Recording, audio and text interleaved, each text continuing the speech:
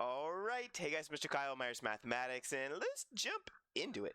We need to find a function f of n, or fn, that identifies the nth term a sub n of the following recursively defined sequences as a sub n is equal to, or approaching, or whatever, f of n or fn. Okay, cool. So this is like one of the last ones in this set of problems. So if you didn't see the other videos, I was basically saying like, hey, a sub n, if you're familiar with a sub n, like the arithmetic sequence and the geometric sequence formulas, the explicit formulas, we're basically just doing that, but we're going to use fn instead of an.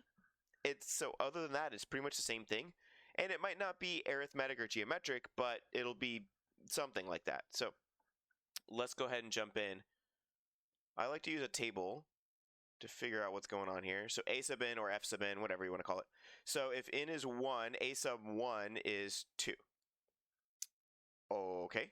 And if I plug in 1 for n, then it would be 1 plus 1, 1 plus 1, and then a sub 1 over 2. And that is a sub 2 is equal to 2 times a sub 1 is 2 over 2. That's a lot of 2's.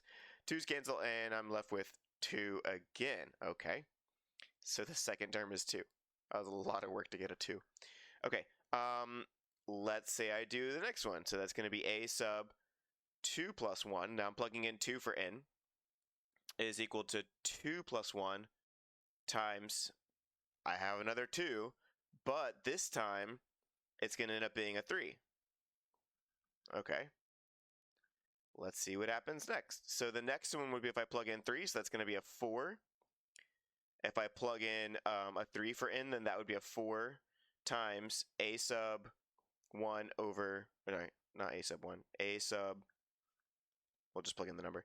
The a sub, we're plugging in 3, so a sub 3, there we go.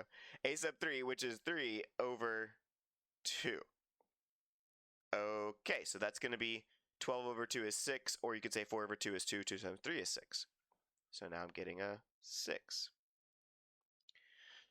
Okay, and it's an interesting pattern because I'm going to keep timesing by a bigger number every time. So there's kind of like a factorial aspect to this, but I'm also going to divide by 2 every time. So there's sort of like a factorial and a geometric happening.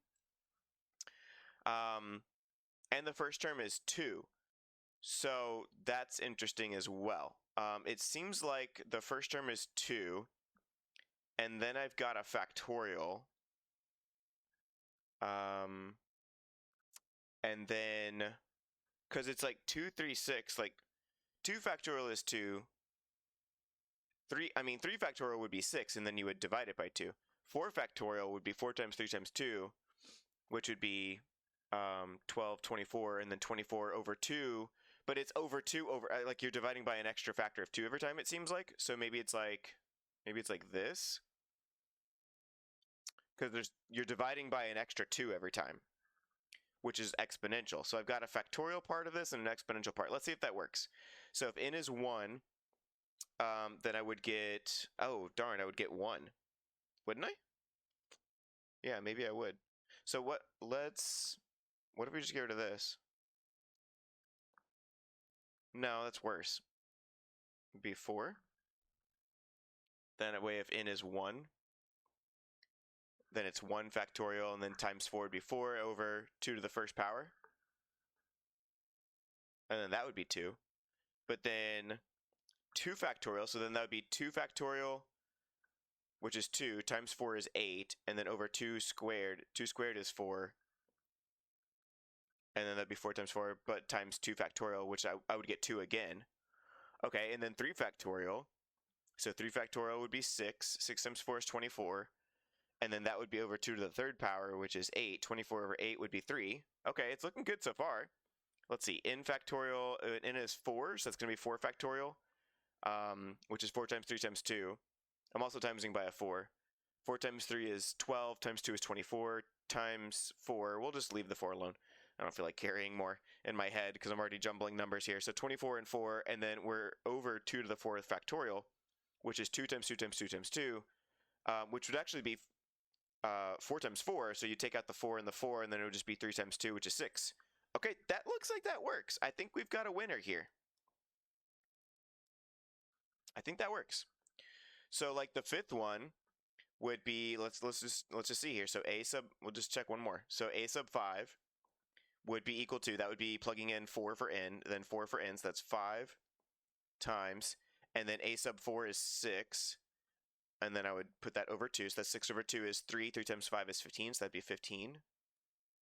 So I'm getting 15 for the 5 term, and then let's see, if I plug in 5, I'm wanting the 5th term, so 4 times 5 factorial over 2 to the 5th, and then that's going to be 4 times 5 times 4 times 3 times 2 over, let's see, 2 to the 5th would be 4 times 4 times 2. Boom, boom, boom, boom, boom, boom. 3 times 5 is 15. I think we got a winner here. Okay, there we go.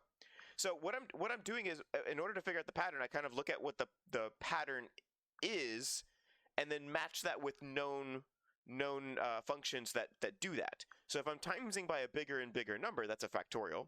That's the n plus 1 part. So I've got a plus 1. I've got a factorial going on because I'm timesing by a bigger and bigger number. But if I'm going to keep dividing by 2 over and over and over, that's exponential. So I've got a factorial and I've got an exponential. But then my first term is offset a little bit, so I had to adjust for that. I could take that 4 and I could actually put that down in the denominator and then write f of n as, because 4 would be 2 squared, which is 2 to the negative 2 if I put it down here. So a cleaner way to write this would be n factorial over 2 to the n minus 2 power, and that would be a little cleaner. But this works. I just had to offset that first term because that first term wasn't working out when I just wrote n factorial over 2 to the n. But that was the pattern, n factorial over 2 to the n, and then I just had to tweak it to make it fit just right with that first term. So that's kind of the name of the game.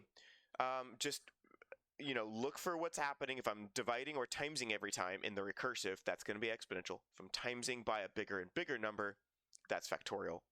Put them together, and you have the sequence there. You just got to play around with it a little bit. Practice makes perfect. I don't know what else. I don't have any secret formula for how to cook these up. You just got to look for the patterns, and you just got to do it. So hopefully that's helpful. And hope you guys are liking this series on series. Let me know how you feel about it in the comments. If this is working, if it's if let's say you were assigned number 17 or something similar to that. Let me know how that's going for you, and I'll catch you guys in the next video. You can also check out my 5 math mistakes everyone makes and how to avoid them on my website, myersmathematics.com. Blessings, y'all.